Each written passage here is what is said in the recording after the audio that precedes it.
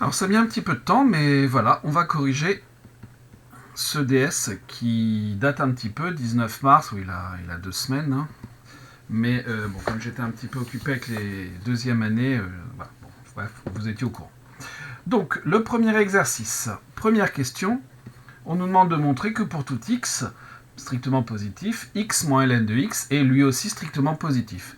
Et ça, typiquement, ça relève de l'utilisation d'une fonction. Donc je vais définir une fonction que je vais appeler phi, par exemple. Évidemment, vous avez le droit de choisir un autre nom si vous voulez. Qui va de r plus étoile dans R, et qui à x associe x moins ln de x. Cette fonction phi, elle est définie sur r plus étoile évidemment, mais surtout ce qui nous intéresse, c'est qu'elle va être dérivable sur le même ensemble. Pourquoi ? Parce que tout simplement c'est la somme de deux fonctions usuelles, hein, en tant que somme de telle fonction.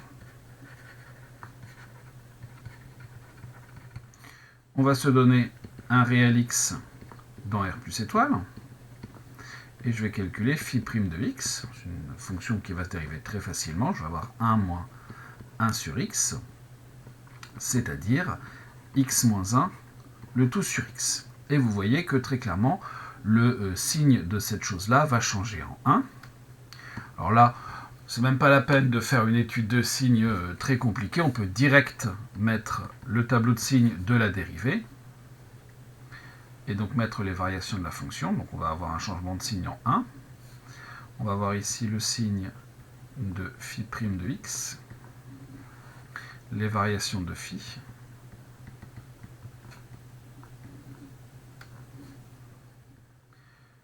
double barre en 0, puisque à cause du logarithme ici et de la division par x là, aussi bien phi que phi' ne sont pas définis en 0. Et donc, entre 0 et 1, qu'est-ce qui se passe ? Eh bien, j'ai x moins 1 qui est négatif, x qui est positif. Donc, globalement, j'ai un phi' qui est négatif, positif après. Voici mon sens de variation. Je peux calculer phi de 1, et je trouve 1 moins ln de 1, c'est-à-dire 1. J'ai écrit moins 1, mais c'est 1. C'est juste que le crayon a sauté. Et donc, finalement, j'en déduis que phi admet un minimum sur R plus étoile. Ce minimum vaut 1 qui est strictement positif. Donc finalement, pour tout x appartenant à R plus étoile, phi de x est strictement positif, ce qui revient à dire que pour tout x appartenant à R plus étoile, x moins ln de x est strictement positif. C'est ça qui était demandé pour la première question. Alors, il y a un petit raisonnement à mettre en place, mais il n'y a rien d'insurmontable ni de très compliqué. Deuxième question. Alors là, elle se décompose en une série de sous-questions. Écrire une fonction f en Python qui prend en entrée un flottant x supérieur ou égal à 0. Évidemment, il fallait comprendre... non, c'est bien supérieur ou égal à 0, puisque notre fonction f, ça n'est pas celle que l'on vient de voir. Et qui renvoie la valeur de f de x. Fonction très simple, hein. La fonction elle va s'appeler f, elle va prendre en entrée ce flottant x. Évidemment, comme f est défini de deux façons différentes, je vais avoir if x égale 0, ben dans ce cas-là, je vais renvoyer la valeur de f de 0, c'est-à-dire moins 1. Et sinon,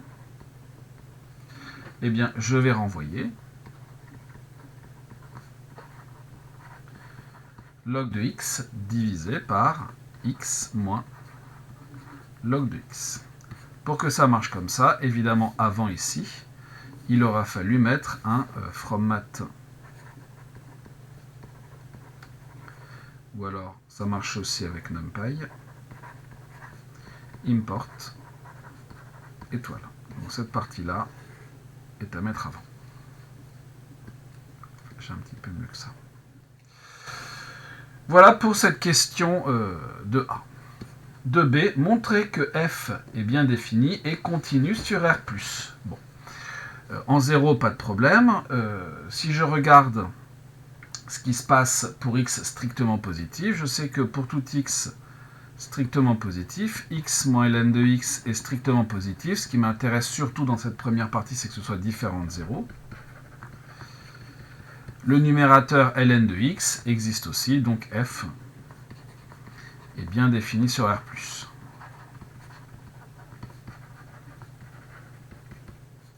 Car elle est sur R plus étoile.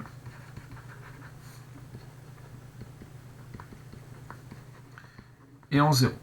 Deuxième partie la plus intéressante, y a-t-il ou non continuité en 0? On va donc s'intéresser à la limite quand x tend vers 0 de ln de x divisé par x moins ln de x.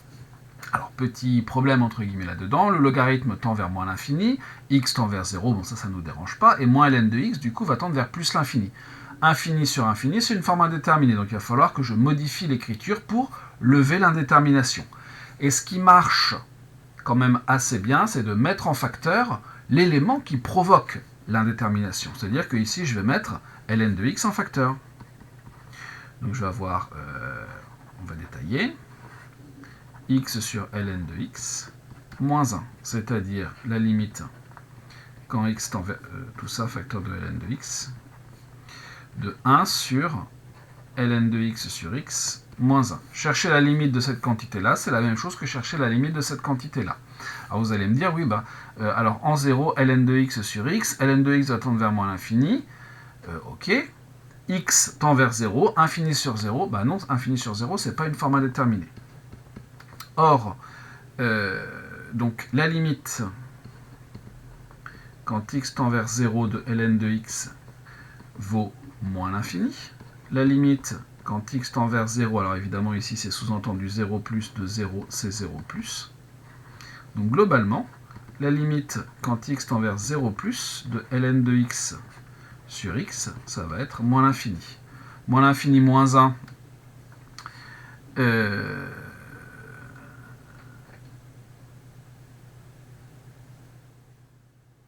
je me rends compte que j'ai fait une bêtise. Touc, touc, touc. Ici, c'est x sur ln de x. C'est pas très grave.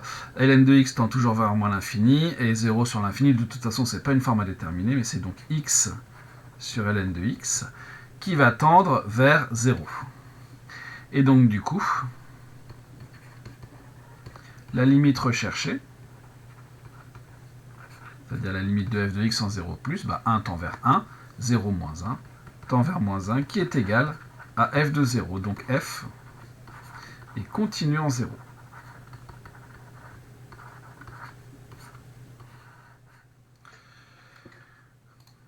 Alors, je n'ai pas terminé, c'est important de savoir que f est continu en 0, mais on me demandait de montrer que f était continu sur R+. De plus, eh bien, f est continu sur R plus étoile en tant que quotient et somme de telle fonction.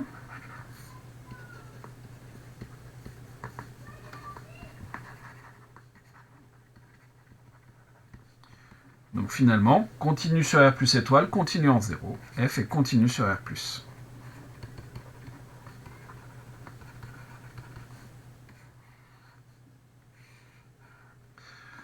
De A terminé. Non, c'était même la 2B celle-là. Même encore un petit peu plus vite que ce que je pensais. Question de C. Justifier que f est dérivable sur R plus étoile et que sur cet intervalle, f' de x est égal à une formule qu'on nous donne. Bon. Eh bien, f est quotient de fonction dérivable sur R plus étoile et son dénominateur ne s'annule pas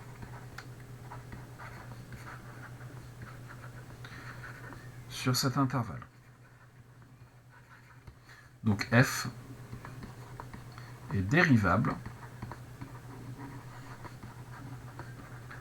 sur R plus étoile. On ne sait pas si f est dérivable en 0, mais en tout cas ailleurs, ça ne nous pose aucun problème. Donc je vais me choisir un réel x dans R plus étoile. et je vais calculer f' de x. f' de x, c'est quoi? C'est quelque chose de la forme u sur vf, donc je vais avoir u' multiplié par v, moins u, multiplié par v', le tout sur v de x,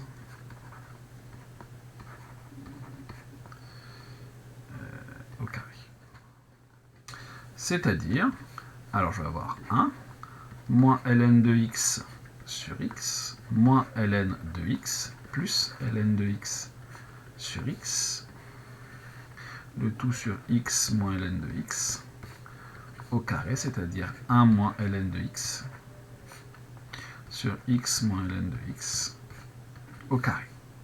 Je conclus, pour tout x appartenant à R plus étoile, f' de x est égal à 1 moins ln de x divisé par x moins ln de x au carré.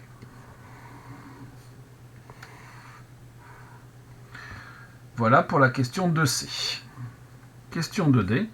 Montrez que f est dérivable en 0 et que f' de 0 est égal à 0.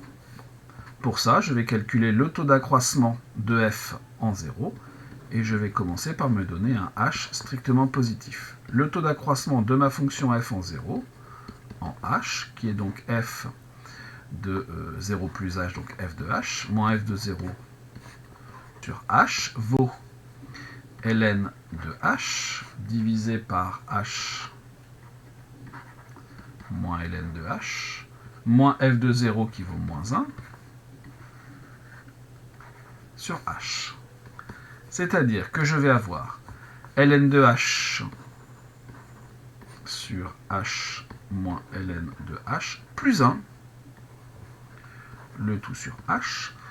Donc je vais avoir ln de h plus h moins ln de h sur h moins ln de h, le tout sur h. Donc si on simplifie tout, vous voyez qu'il va nous rester ici h sur h moins ln de h multiplié par 1 sur h. Et donc on obtient 1 sur h moins ln de h après avoir simplifié. Et cette chose-là, vous avez ln de h, h qui tend vers 0 forcément, ln de h qui va tendre vers moins l'infini, donc globalement tout le dénominateur va tendre vers plus l'infini. Et donc finalement, la limite quand h tend vers 0 de ce taux d'accroissement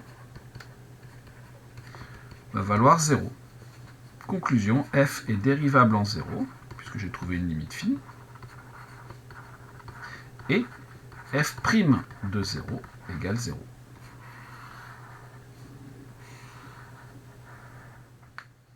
Réglé pour la question D. Question E. F est-elle de classe C1 sur R+. Bon. On sait que f est de classe C1 sur R plus étoile. On sait que f, alors on sait que f est C1 sur R plus étoile, hein, parce qu'elle est quotient, on l'a déjà écrit plein de fois, pour la continuité, pour la dérivabilité. En fait, f est clairement de classe C infini, ici sur R plus étoile. F est dérivable en 0. La question à se poser, f' est-elle continue en 0? Et pour ça, on va s'intéresser à la limite lorsque x tend vers 0 de f' de x, c'est-à-dire de 1 moins ln de x, divisé par x moins ln de x au carré. Et là, l'idée, c'est sans doute de faire un petit peu comme ce que l'on a fait précédemment, c'est-à-dire de mettre les bonnes choses en facteur. Donc je vais avoir la limite quand x tend vers 0 de 1 sur ln de x moins 1, le tout multiplié par ln de x, divisé par, je vais faire pareil, je vais mettre ln de x en facteur, donc je vais avoir x sur ln de x moins 1, au carré, mais attention, à cause du carré, c'est un ln de x au carré qui va sortir. Et vous voyez que quand je simplifie, il me reste un ln de x au dénominateur. C'est pas très grave. ça ne va pas forcément m'empêcher, et ici je pense même que ça ne va pas du tout m'empêcher de chercher ce que je veux, divisé par x sur ln de x moins 1, multiplié par ln de x. Si on regarde ce qui se passe, 1 sur ln de x, x tend vers 0, ln de x tend vers moins l'infini, 1 sur ln de x tend vers 0. Bon bah moins 1, globalement, le numérateur tend vers moins 1. Le dénominateur, x sur ln de x. On a déjà vu tout à l'heure que ça tendait vers 0, je me rends compte que j'oublie un carré, qui va avoir son importance. Donc globalement, le contenu ici tend vers moins 1, et avec le carré, tout ça va tendre vers 1. ln de x tend vers moins l'infini. Donc globalement, mon dénominateur va tendre vers moins l'infini. Le numérateur tend vers moins 1, le dénominateur tend vers moins l'infini, je n'ai pas de forme indéterminée. La limite vaut 0. Donc finalement, je remarque ici que j'ai trouvé f' de 0. Donc f' est continu en 0. C'est un résultat intermédiaire. F est dérivable sur R+, f' est continu sur R+. Donc ces deux choses-là me permettent de dire que f est de classe C1 sur R+.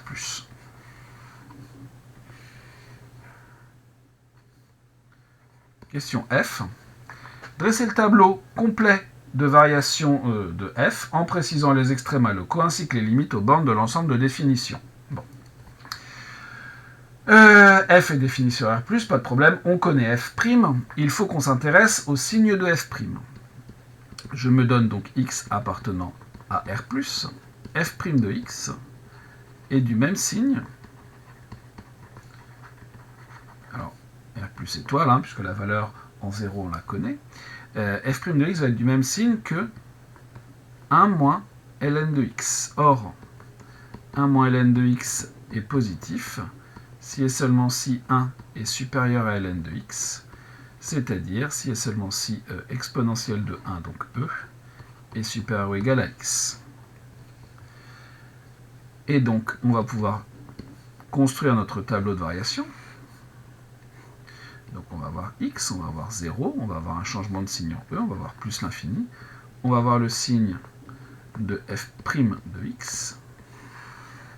Alors en 0, on a vu que f' valait 0.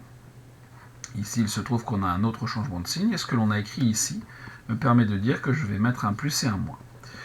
Les variations de f, fonction croissante, fonction décroissante, l'image de 0, ben on la connaît, c'est moins 1, et donc j'ai besoin de calculer f de e. Combien vaut f de e? C'est ln de e divisé par e moins ln de e, c'est-à-dire 1 sur e moins 1. C'est un mal écrit, ça. Il va falloir maintenant qu'on regarde ce qui se passe en plus l'infini. Alors en plus l'infini, on a plusieurs formes indéterminées, parce que vous avez le ln de x au numérateur qui va tendre vers plus l'infini, et au dénominateur, vous avez x qui va tendre vers plus l'infini, et ln de x qui va tendre aussi vers plus l'infini.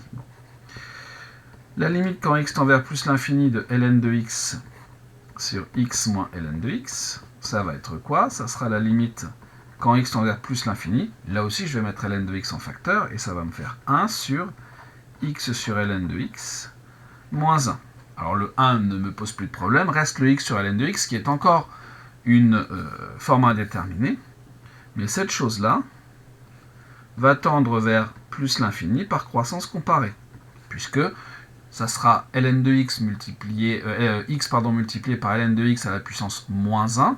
Croissance comparée, c'est la même limite que x, donc c'est plus l'infini. Et je vais avoir 1 divisé par plus l'infini moins 1, donc 1 sur moins l'infini, et donc la limite sera 0.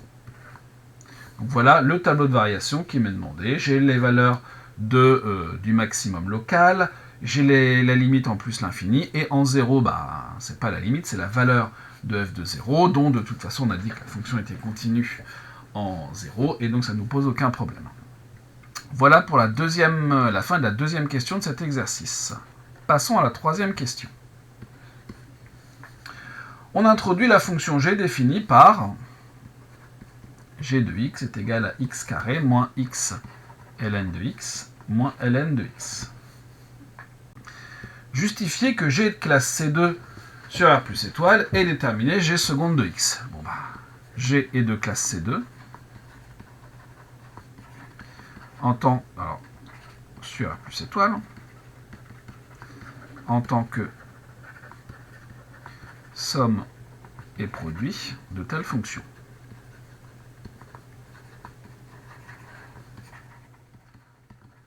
En fait, g est même de classe C infini. Je me donne x appartenant à R plus étoile et je vais commencer par calculer g' de x. G' de x, ça va être quoi? X carré, je vais avoir 2x, moins, attention ici, c'est un produit, donc je vais avoir une fois ln de x, plus x multiplié par 1 sur x, moins 1 sur x. C'est-à-dire 2x, moins ln de x, moins 1, moins 1 sur x. Voilà ce que j'ai pour g' de x. Bon. Maintenant, je vais passer à g seconde de x. 2x, 2, moins ln de x, moins 1 sur x, moins 1, ça dégage, moins 1 sur x, eh bien ça va me donner plus 1 sur x carré. Et ben voilà ce qu'on me demandait, et c'est tout. Très bien. Alors ça... Évidemment, en fait, on aura besoin du g' de x un petit peu plus loin. Question B. Calculer g' de 1 et déterminer le signe de g' de x. Bon.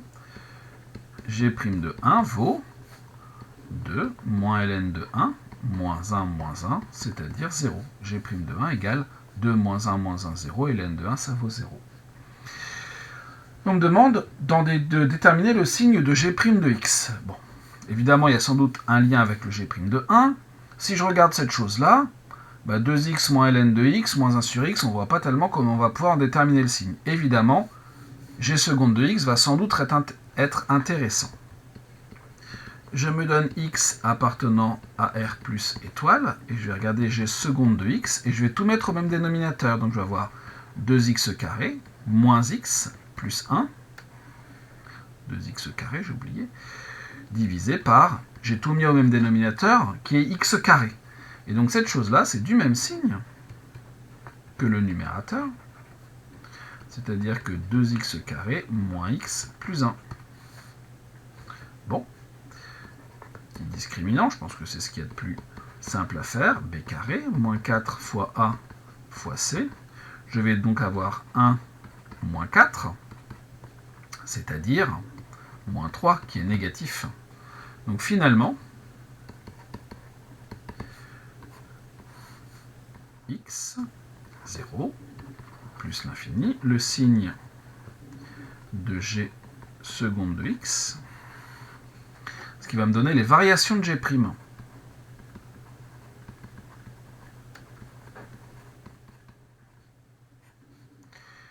Et ici, bah, positif, hein, puisque le coefficient a vaut 2, qui est positif, et un second degré qui ne change pas de signe, hein, qui est un discriminant négatif, est toujours du même signe que a.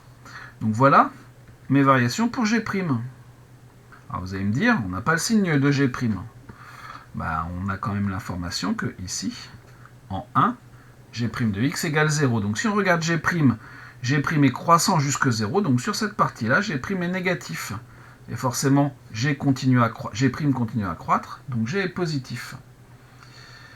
Et donc voilà le signe de g' de x.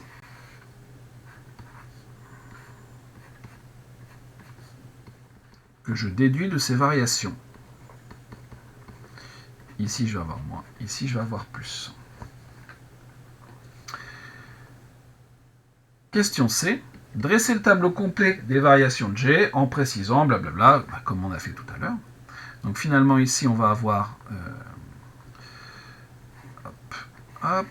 x, 0, 1, plus l'infini. Je vais essayer de faire le trait quand même un petit peu plus propre.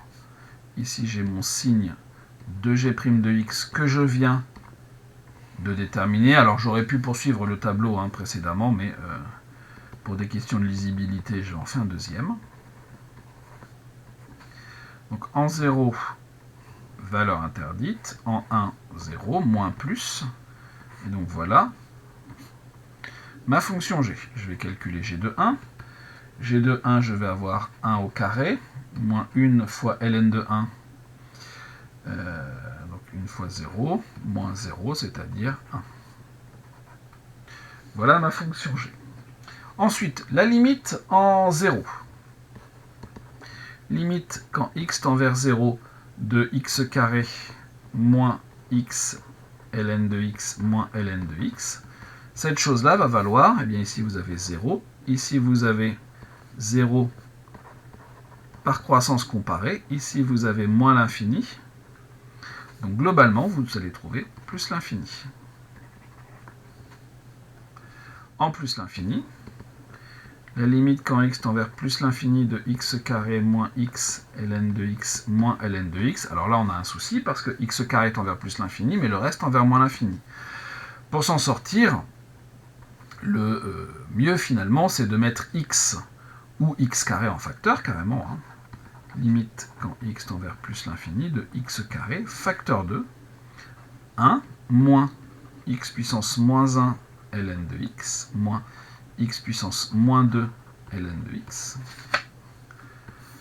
X carré, bien sûr, tend vers plus l'infini. Ça va tendre vers 0 par croissance comparée.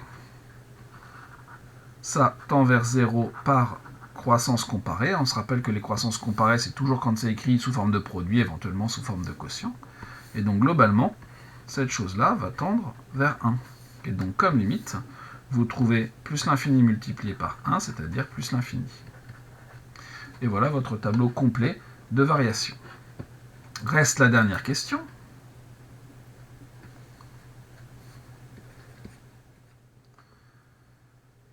Montrez que pour tout x appartenant à R plus étoile, g de x est positif. Un petit peu le même raisonnement que la première question finalement. D'après ce qui précède, pour tout x appartenant à R plus étoile, vous avez g de x qui est supérieur ou égal à 1, donc on en déduit que pour tout x appartenant à R plus étoile, g de x est strictement positif. En déduire que l'équation f de x égale x n'admet aucune solution sur R. Intéressons-nous à f de x égale x. Je dis sur R, mais c'était sur R plus étoile.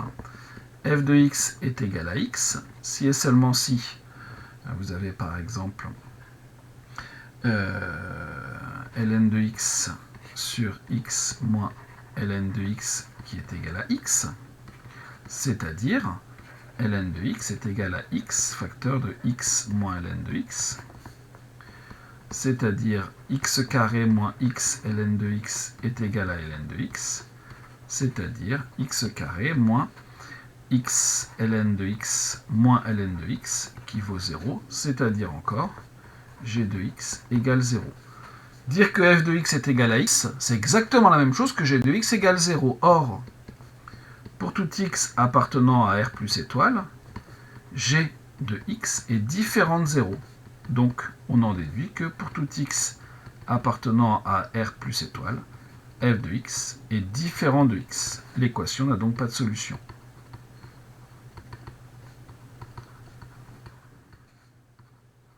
Sur cet intervalle.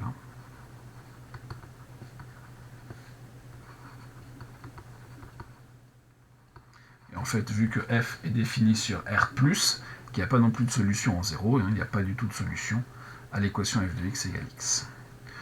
Voilà pour ce premier exercice.